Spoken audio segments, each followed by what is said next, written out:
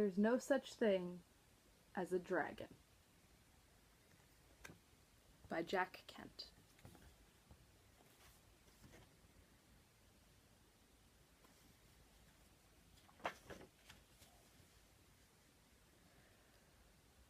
Billy Bixby was rather surprised when he woke up one morning and found a dragon in his room. It was a small dragon, about the size of a kitten. The dragon wagged its tail happily when Billy patted its head.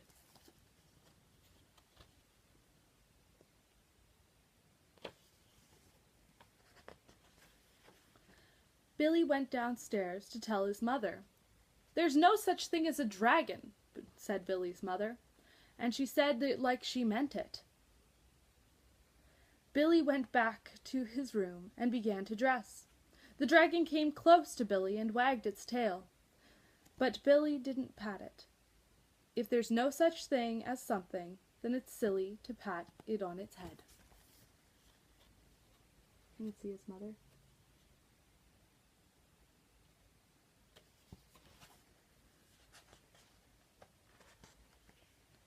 Billy washed his face and hands and went down to breakfast. The dragon went along. It was bigger now, almost the size of a dog. Billy sat down at the table.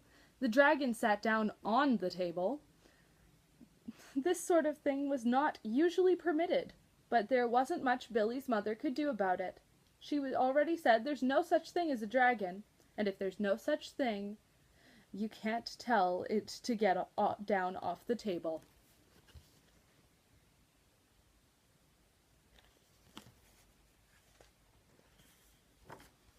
Mother made some pancakes for Billy, but the dragon ate them all. Mother made some more, but the dragon ate those too. Mother kept making pancakes until she ran out of batter. Billy got one of them, but he said that's all he really wanted anyways.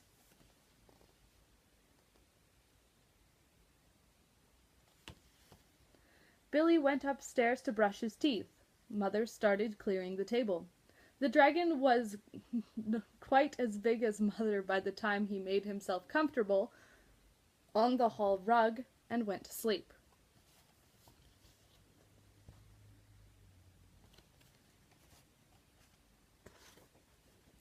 By the time Billy came back downstairs, the dragon had grown so much he filled the hall. Billy had to go around by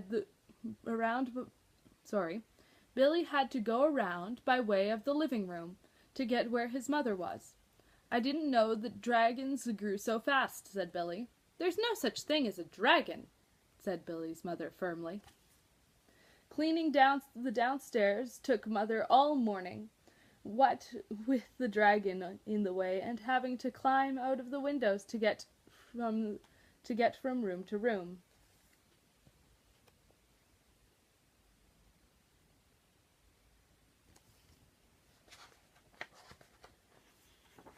By noon, the dragon filled the house. Its head hung out the front door, its tail hung out the back door, and there wasn't a room in the house that didn't have some part of the dragon in it.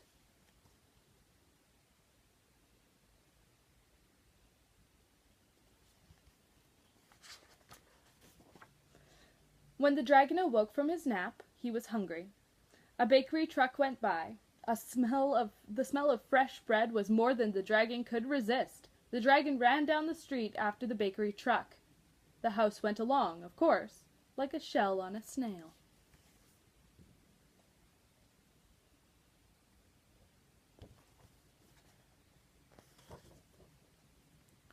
The mailman was just coming up the path when some mail for the Bixbys, when their house rushed past him and headed down the street. He chased the Bixbys' house for a few blocks, but he couldn't catch it.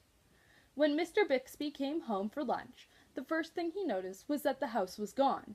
Luckily, one of the neighbors was able to tell him which way it went.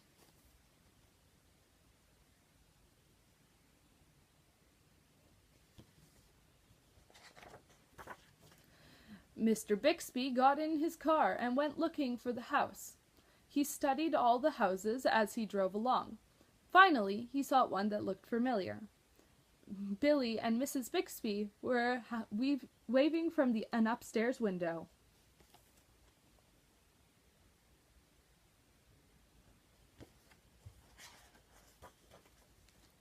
Mr. Bixby climbed over the dragon head onto the front, Mr. Bixby climbed over the dragon head onto the porch roof and through the upstairs window.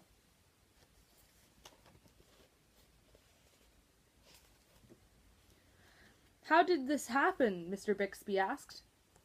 "It was the dragon," said Billy. "There's no such thing," Mother started to say. "There is a dragon," Billy insisted. "A very big dragon." And Billy patted the dragon on its head.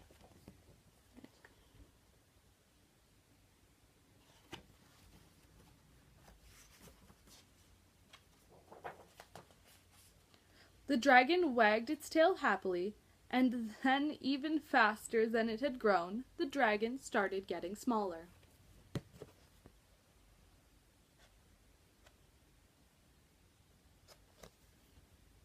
Soon, it was the size of a kitten again.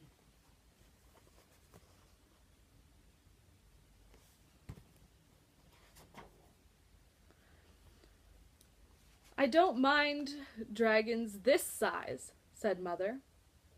"Why did it have to grow so big?" "I'm not sure," said Billy. "But I think it just wanted to be noticed." The end.